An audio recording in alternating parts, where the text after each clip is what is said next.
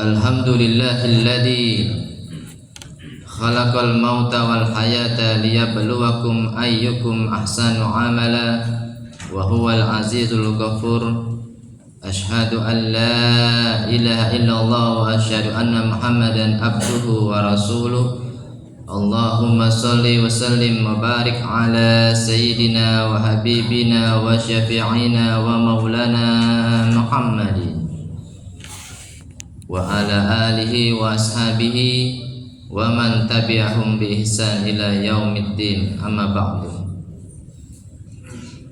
Qala Allah Ta'ala fil Qur'anil Karim, a'udzu billahi minasy syaithanir rajim. Bismillahirrahmanirrahim.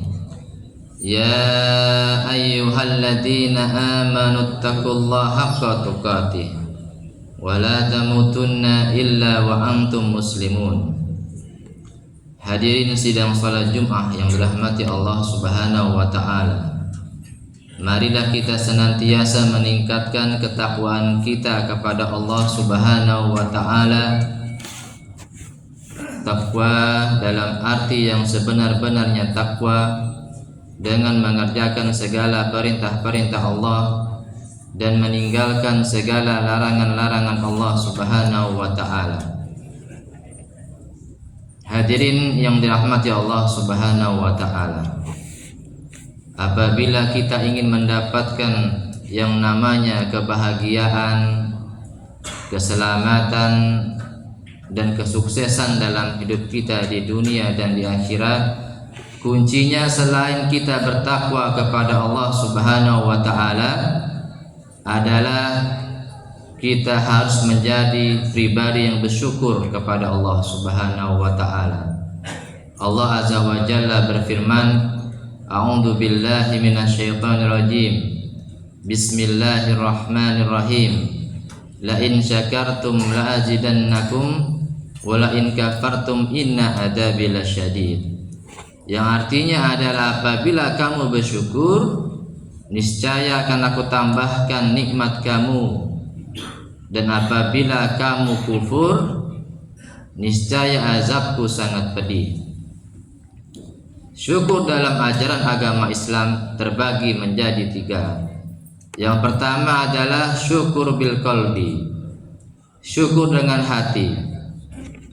Maksudnya adalah hati kita meyakini bahwasanya yang memberikan kepada kita karunia nikmat hanyalah dari Allah Subhanahu wa taala, bukan atasan kita, bukan bos kita.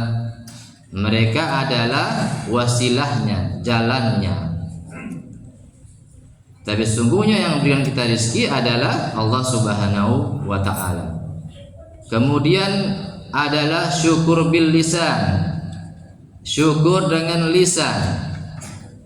Apabila kita mendapatkan karunia nikmat dari Allah Subhanahu wa taala, hendaknya lisan kita senantiasa mengucapkan kalimah thayyibah, alhamdulillahi rabbil alamin. Segala puji hanya bagi Allah, Tuhan semesta alam. Kemudian adalah yang ketiga, syukur dengan perbuatan, yakni kita menggunakan segala karunia nikmat dari Allah di jalan-jalan yang Allah ridhoi, di jalan-jalan kebaikan. Kalau kita Allah berikan badan yang sehat, jangan digunakan untuk mabuk-mabukan, untuk trek-trekan, untuk main perempuan, untuk tawuran. Tapi gunakan badan kita yang sehat ini untuk beribadah kepada Allah Subhanahu wa taala, untuk senantiasa hadir di majelis-majelis ilmu, untuk senantiasa kita bersilaturahim ke rumah orang tua kita, mertua kita, guru-guru kita, sahabat-sahabat kita.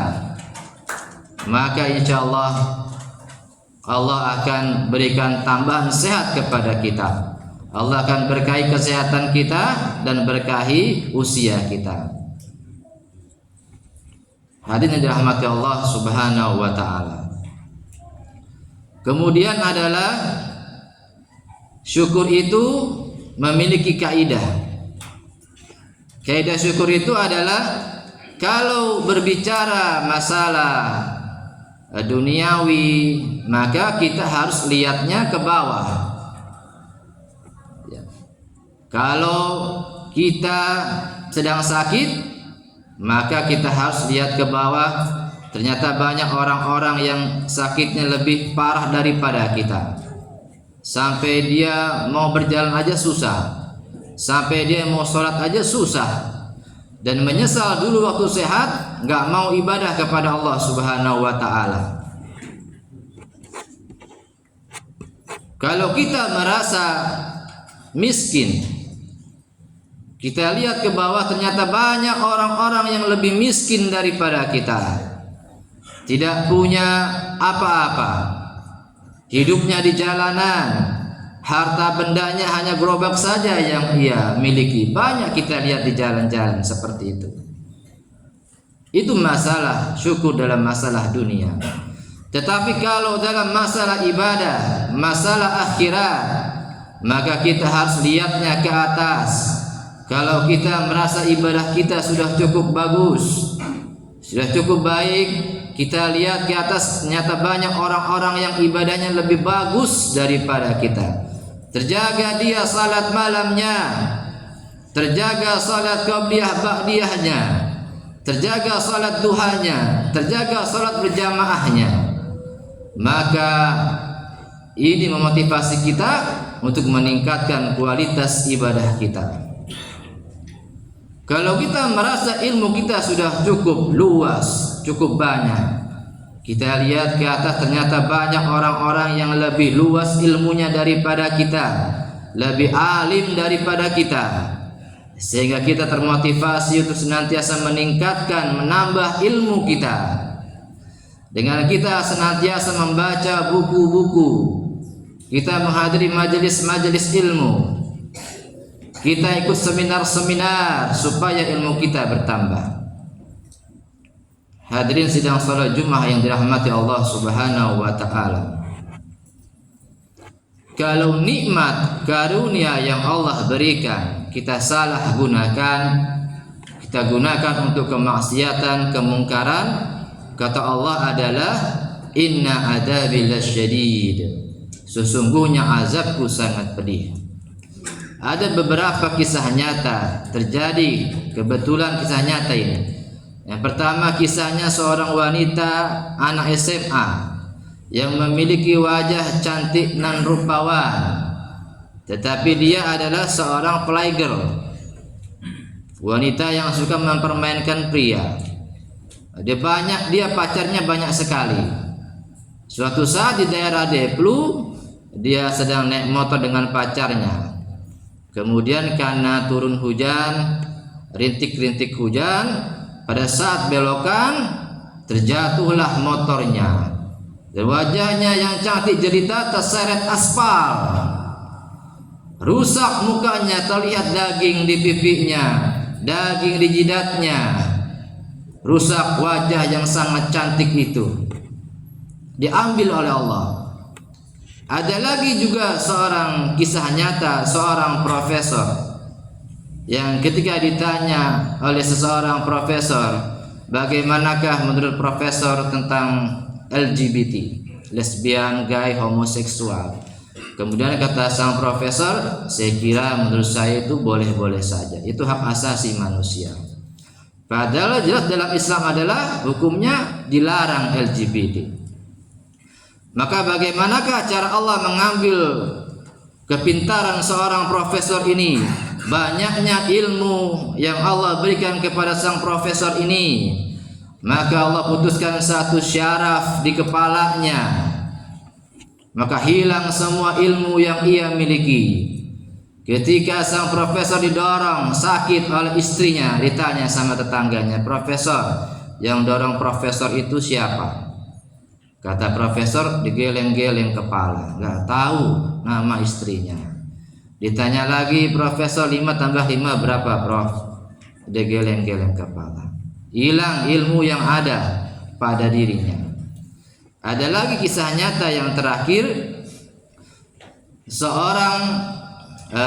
seorang yang miskin, tidak punya harta, meminta kepada Allah supaya diberikan harta yang banyak. Dia kerja keras, Allah berikan harta yang sangat banyak. Jadi orang kaya raya dia, harta bendanya sangat banyak sekali.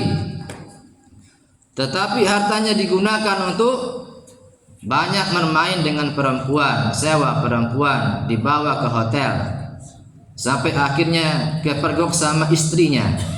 Keberkahan mulai hancur, keberkahannya hilang. Dia mulai pisah dengan istrinya. Anak-anaknya semuanya pakai narkoba, ditangkap polisi, ditahan sekarang. Utangnya sekarang banyak sekali, 50 juta lebih. Ya, gara-gara salah menggunakan nikmat yang sudah Allah berikan. Hadirin yang dirahmati Allah Subhanahu wa taala. Yang terakhir adalah di dunia ini ada, kata Allah, ada hanya 4 orang-orang yang beruntung. Hanya 4 saja. A'udzubillahi minasyaitonirrajim. Bismillahirrahmanirrahim. Wal 'asr. Innal insana lafi khusr illal ladzina amanu wa 'amilus shalihat wa tawassaw bil haqq wa tawassaw bis sabr. Kata Allah Subhanahu wa taala, demi masa, demi waktu, sesungguhnya manusia itu senantiasa berada dalam keadaan yang merugi, bangkrut. Illal ladzina amanu, kata Allah, kecuali orang-orang yang pertama beriman. Beriman artinya ia meyakini, mempercayai, beriman kepada yang rukun 6, iman kepada Allah, malaikat, kitab, rasul, hari kiamat, qada dan qadar. Iman juga kepada yang gaib, surga, neraka, pahala dan dosa, setan, malaikat. Dia yakini itu ada semuanya. Maka dia yakin, dia mengerjakan ibadah kepada Allah Subhanahu wa taala, akhirnya dia jadi orang yang beruntung. Illal ladzina amanu wa 'amilus shalihat. Yang kedua, kata Allah, yang beruntung orang-orang yang senantiasa beramal salih, amal kebaikan terus-menerus. Fastabiqul khairat, berlomba-lomba dalam kebaikan terus. Ia menjaga 2 hubungan, hablum minallah wa hablum minan nas.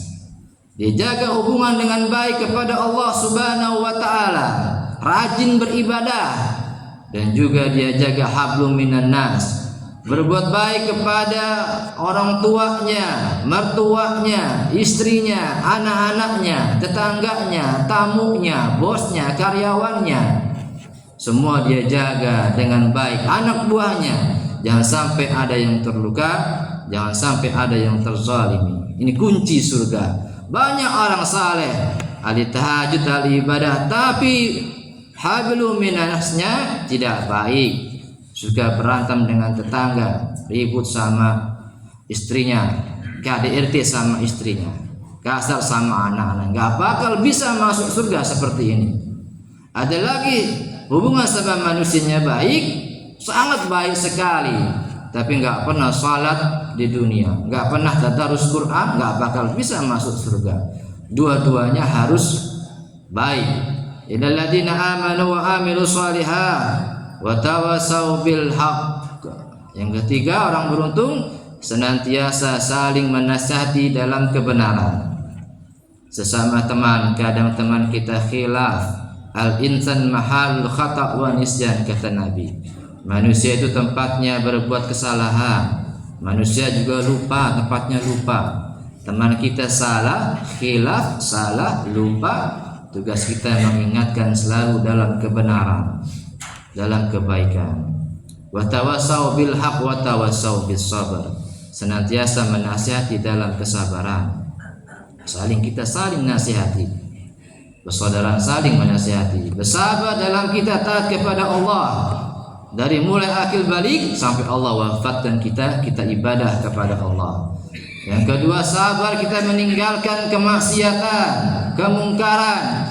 jangan judi, jangan mabuk-mabukan, jangan selingkuh, jangan korupsi, jangan makan harta haram. Ya, kita tinggalkan semuanya. Ini sabar mendapatkan pahala dari Allah. Berat memang, ada hawa nafsu, ada setan goda terus. Yang ketiga, sabar saat Allah berikan kita musibah, bala. Sabar, innallaha ma'as-sabirin. Sungguhnya Allah bersama orang-orang yang sabar.